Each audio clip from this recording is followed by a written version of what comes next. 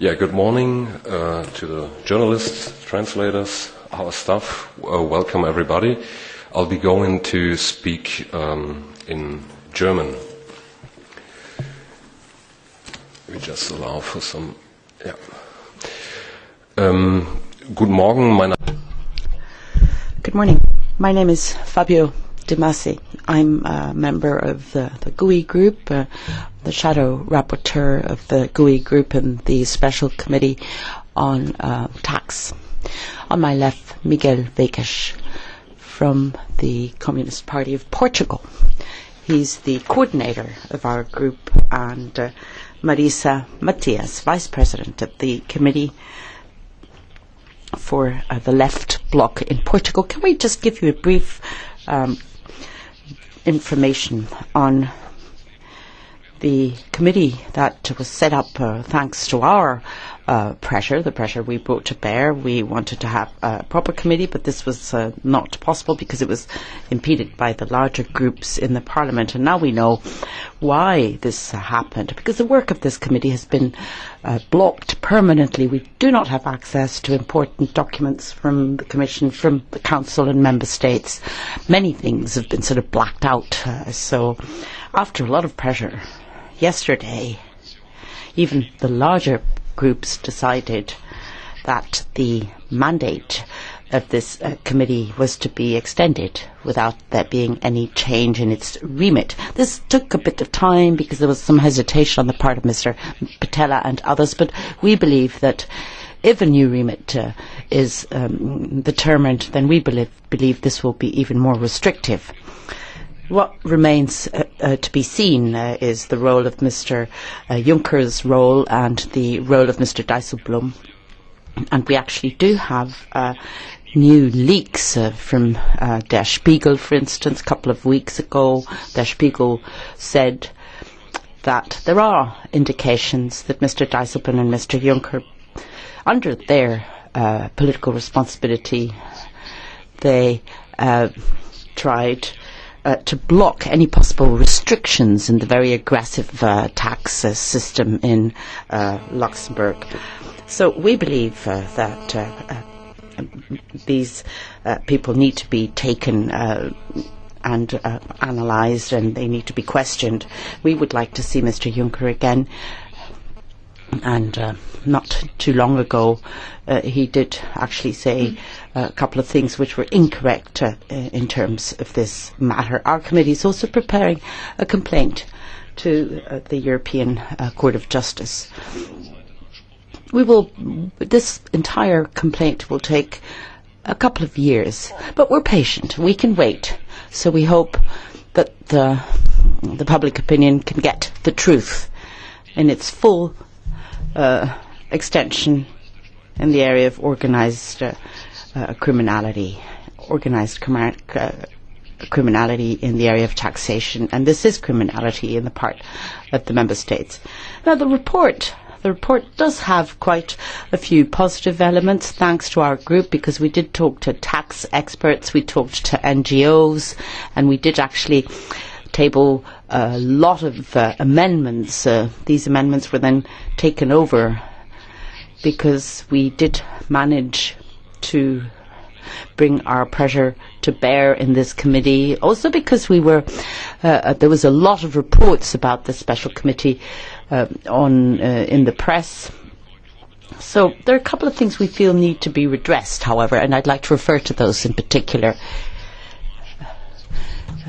There is now an automatic exchange of information in the area of taxation, and we believe that at the same time that just as in Belgium or the United States, we believe that this should be accessible to the public at large, even in an anonymous matter. I mean, even the ministers of finance, not even of the larger member states, have shown any interest at all in terms of how much information they wanted to receive on the taxation situation in Luxembourg or anywhere else. And of course, there's also an issue in terms of legal basis, but the consolidation is one of the things that we need to take a closer look at, and this does not need to be done in a couple of years or 3 years' time as the Commission was suggested. I believe that the profits of a company need to be looked at a European level, and then this is distributed across the member states, and this would make it possible for companies to sort of shift around their profits from one country to another. I also spoke to United States Senate permanent representative, and he was also involved. She was actually very much surprised and how upset she was. She thought we were really being much too generous in terms of the multinationals. You know, in the House of Representatives, they did actually hold an inquiry, and some of the managers in these large multinationals were questioned and interrogated for over 8 hours, and they did have access to a large number of documents, a matter which we do not have. So we believe that there's going to be a vote on Wednesday on the special on this report. Despite the very positive elements, we are not going to vote in favour. I think everybody knows that you can't really conclude any kind of report if you don't have proof, if you don't have all the items to be able to prove this particular report. So we will not be voting in favour of this report. Thank you. Bom dia a todos e a todas. Eu também gostaria de agradecer a vossa presença. Good morning, everyone. Thank you very much for attending this press conference.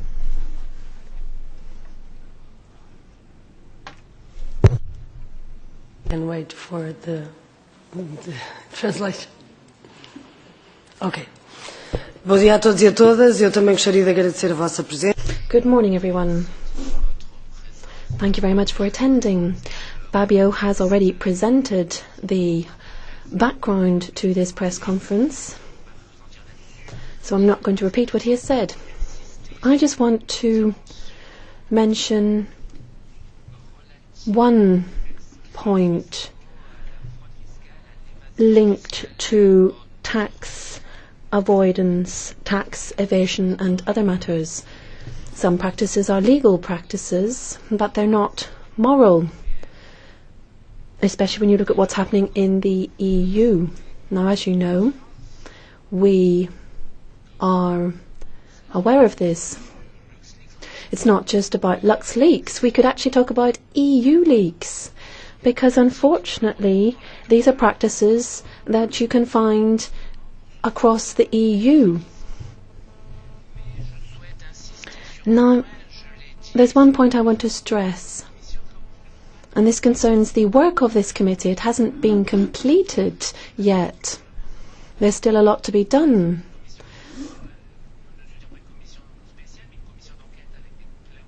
We want it to be an inquiry committee with full powers, and this is why we feel that the work has not been concluded yet. We haven't had access to all of the documents necessary because the committee had a very limited mandate.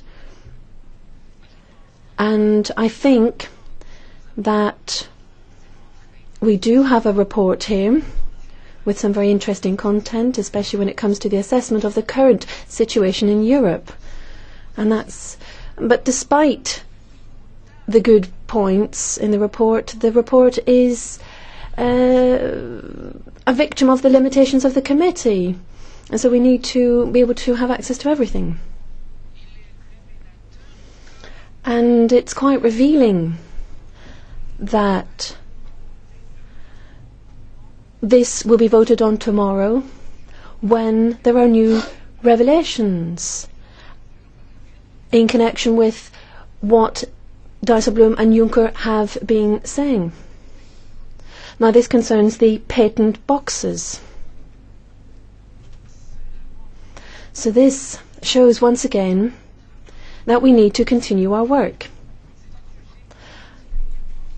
It's a very important topic. It's the most important topic because we're talking about tax justice in Europe. The multinationals can pay taxes, or they can avoid paying taxes where they're carrying out their activities. And so this increases the tax burden on workers. and that reduces the revenue for public accounts. Money isn't in the public accounts, and that affects the work of the state. For example, when it comes to guaranteeing services, access to health and education and so on.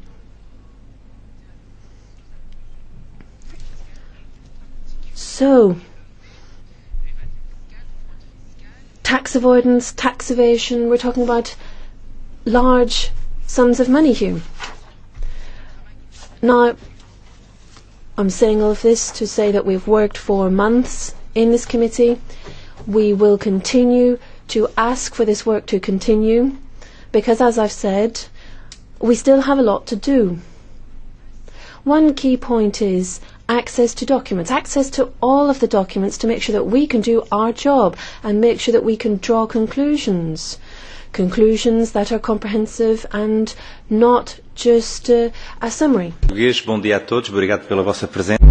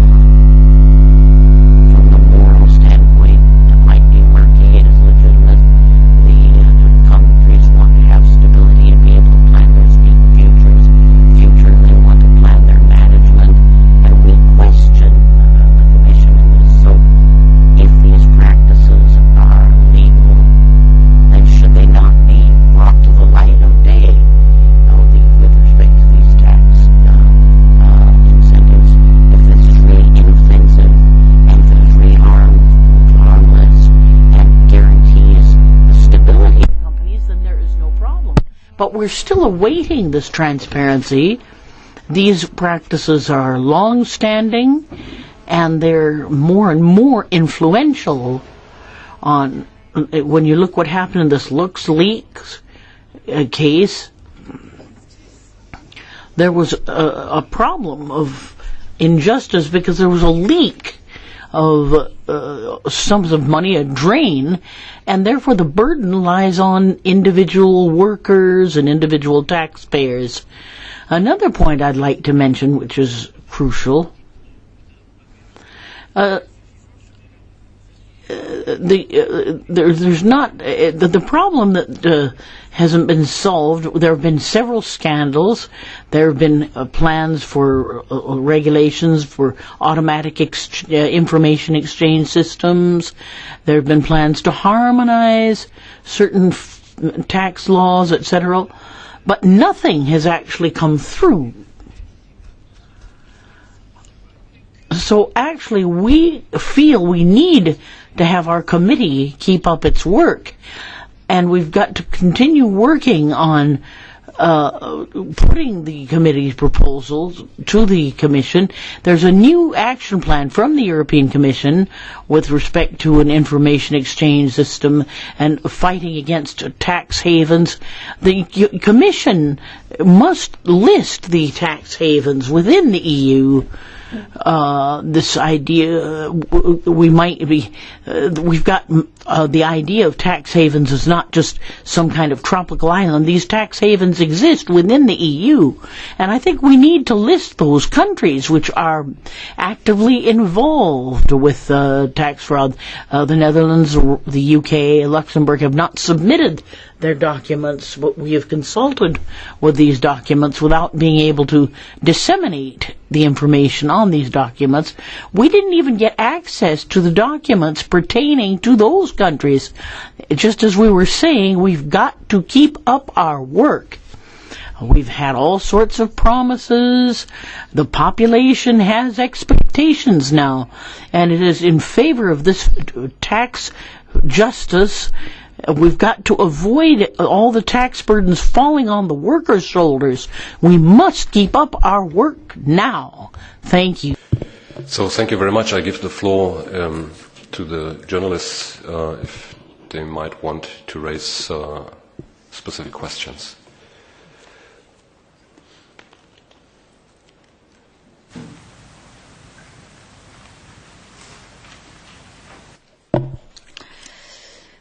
Eu queria fazer uma pergunta em português. Depois da votação do relatório, o que é que segue? Thank you so much. I'd like to put a question in Portuguese. After the vote, what's going to happen? What is the next step in this process? Ja, also. Yes, well, the next step. Well, there should be an extension of the committee's mandate.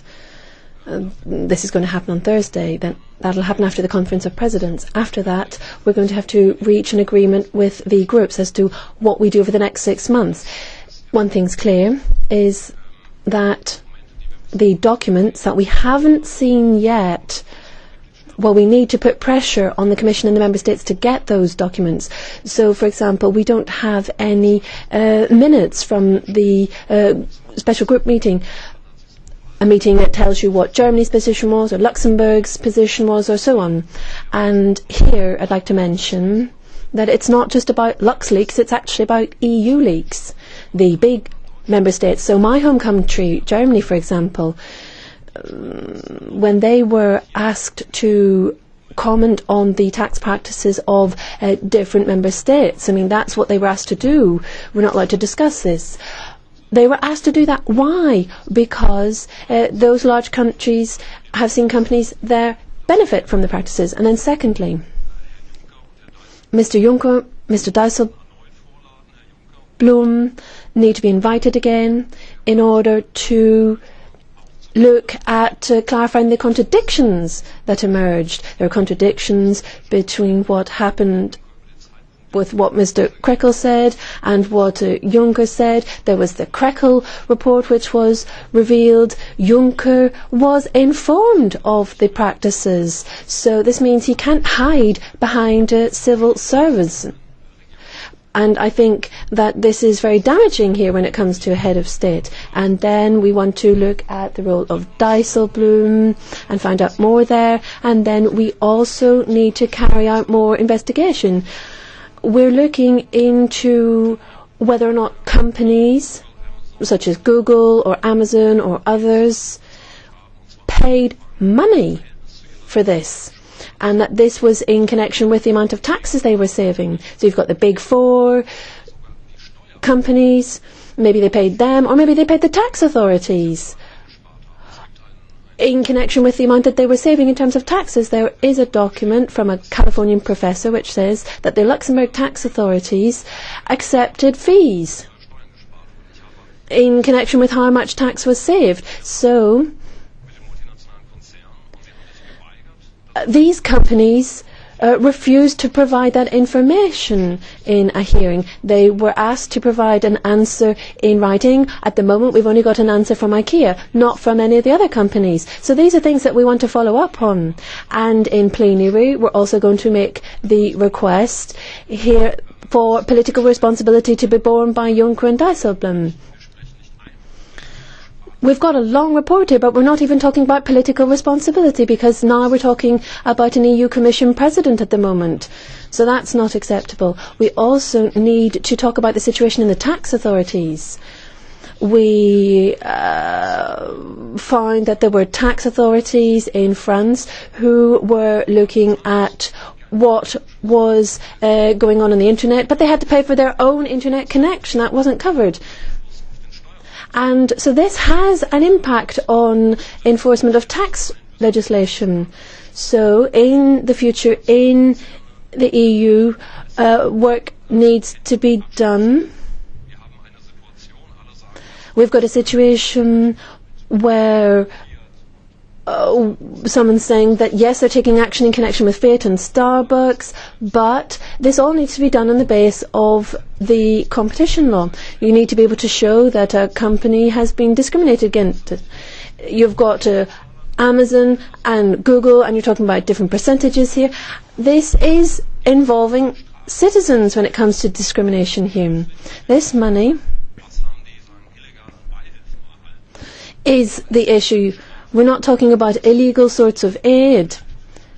This is something that doesn't involve much risk for these companies. If they don't get caught, nothing happens. If they get caught, then they just need to pay up the tax that they should have paid. And you've got countries which have allowed these kind of practices. Normal people on the street would just shake their heads at this.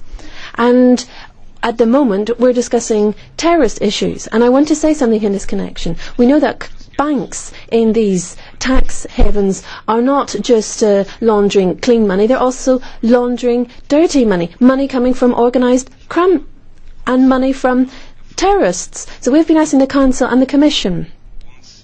We've asked them to look at measures which can be implemented in terms of freezing assets and so on. They cannot name one single measure that can be applied in the banking system. So this means that when we're talking about transparency, we're not only talking about justice, we're talking about transparency to make sure that we are tackling terrorism at its very roots and that we are cutting off its financial resources. Bem, para além daquilo que o Fabio disse que é...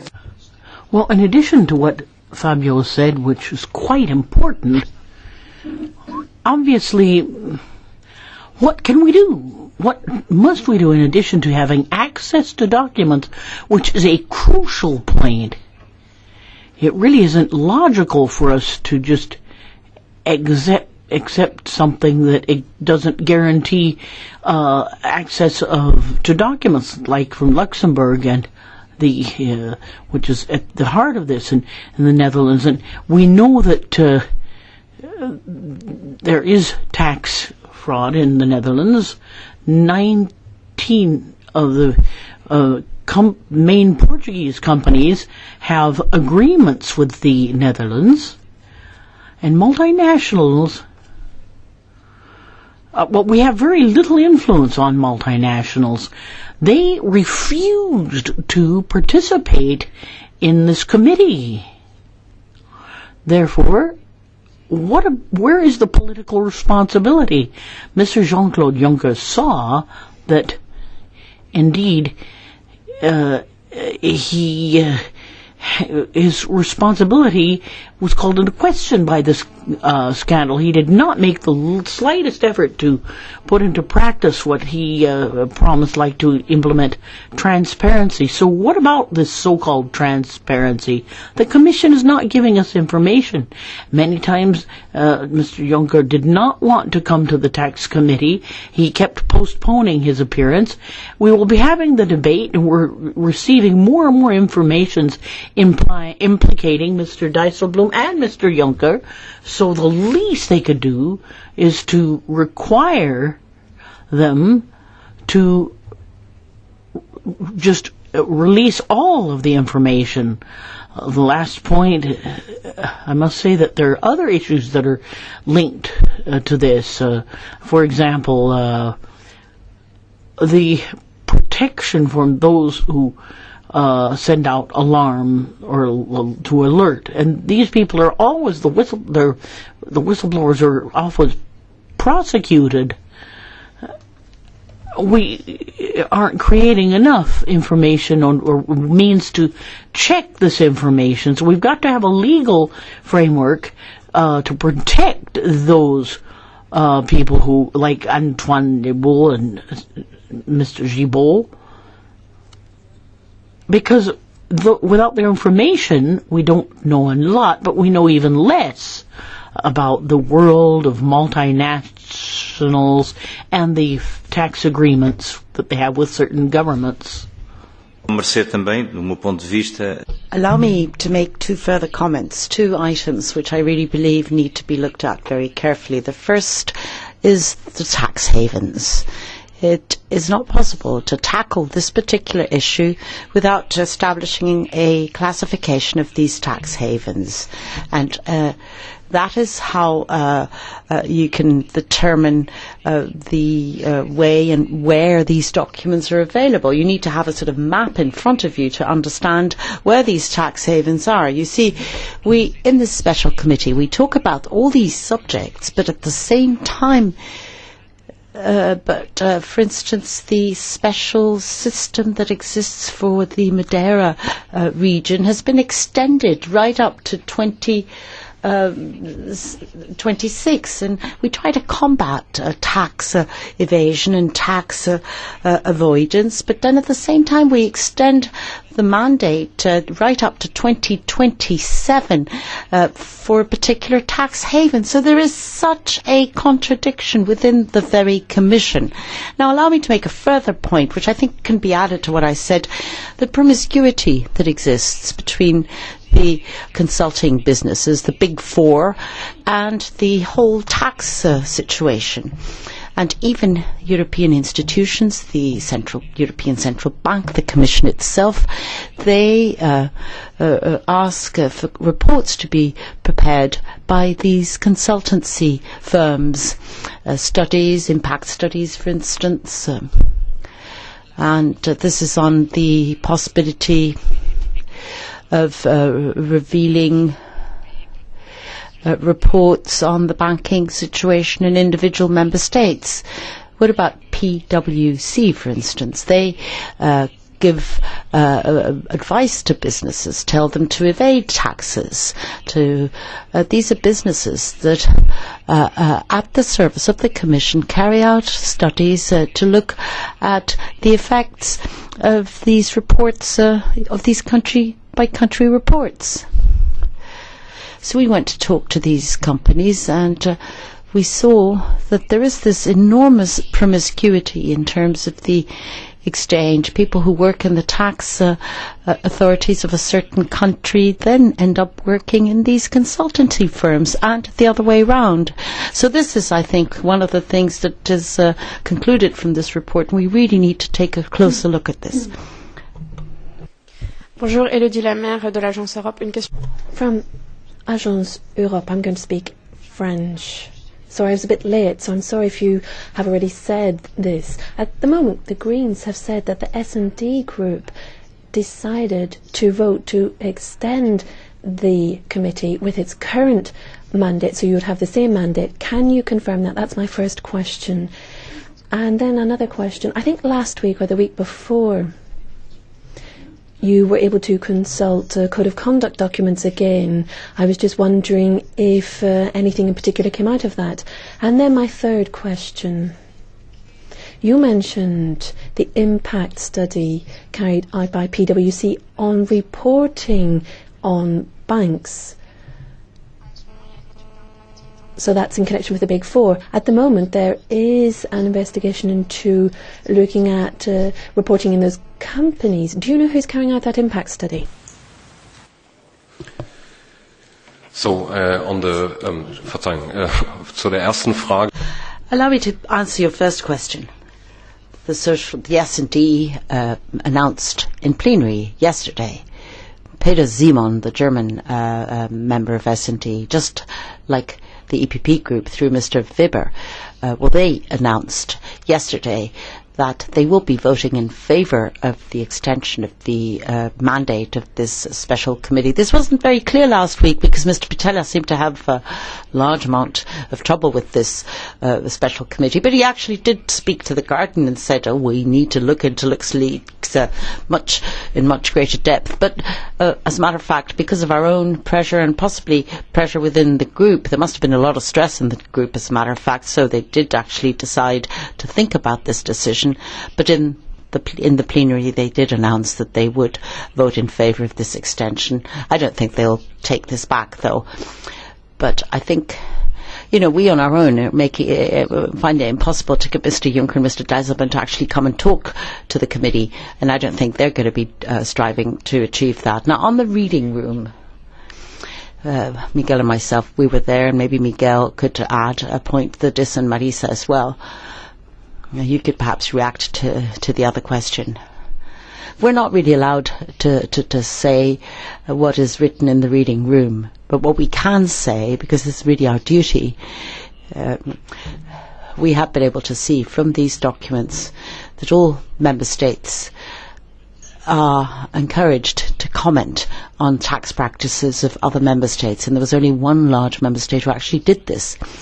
And secondly, it has also become quite clear that quite large and important and well-known member states have always tried to prevent the group from working, and because in the tax area they were receiving certain procedures. So Mr. Juncker and Mr. Dijsselbloem have actually taken certain actions, and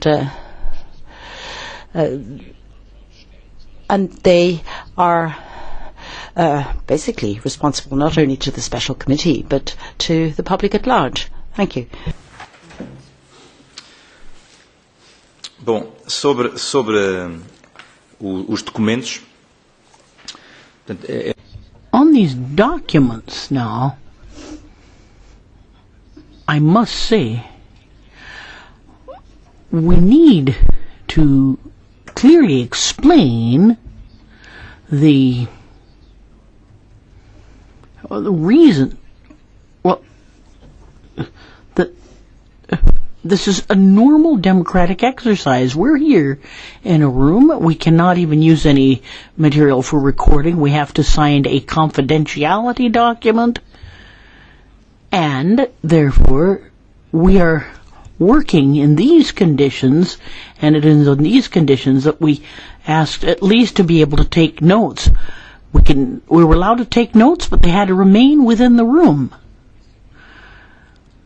And what we saw is that there were a whole lot of documents, but we weren't even able to access the basic documents. We had access to a whole array of documents, but we were able to get some information. All the countries knew what was going on, and no government or no country or government can say how surprised they are at this scandal. They all knew about it. And there are some contradictions. Some countries, in fact, were